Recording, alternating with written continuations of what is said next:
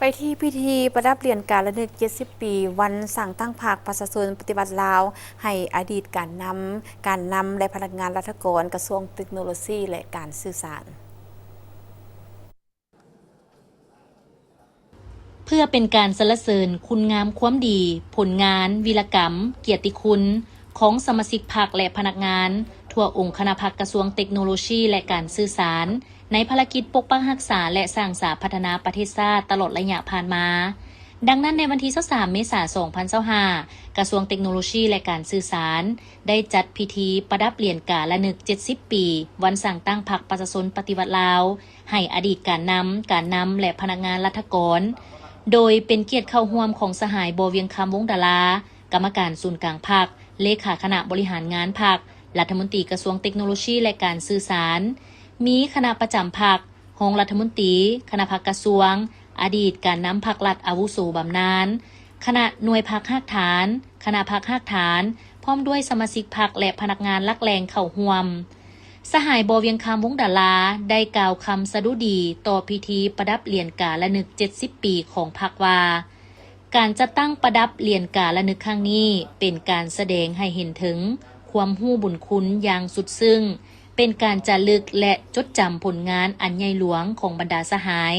ที่ได้อุทิศเลือดเนื้อเหือแหงสติปัญญาให้แก่ภารกิจต่อสู้ปลดปล่อยประเทศชาติและภารกิจปกปักรักษาและสร้างสรรค์พัฒนาประเทศชาติเป็นการย่องย่อสรรเสริญเป็นความทะนงใจของพรรครัฐบาลและประชาชนบรรดาเผ่าที่มีต่อบรรดาสหายผลงานคุณงามความดีและวีรกรรมของบรรดาสหายยังหอมหวนหุงใสเป็นอมตะในดวงใจของสมาชิกพรรคพนักงานทั่วกระทรวงเทคโนโลยีและการสื่อสารและถูกจารึกไว้ในประวัติศาสตร์ของกระทรวงเทคโนโลยีและการสื่อสารในหน้าประวัติศาสตร์ค้ำของพรรคประชาชนปฏิวัติลาว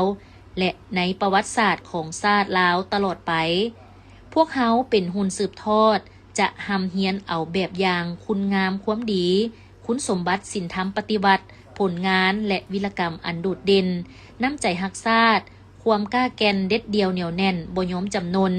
ความซื่อสัตย์บริสุทธิ์จงรักภักดีและเชื่อมั่นอย่างตายใจ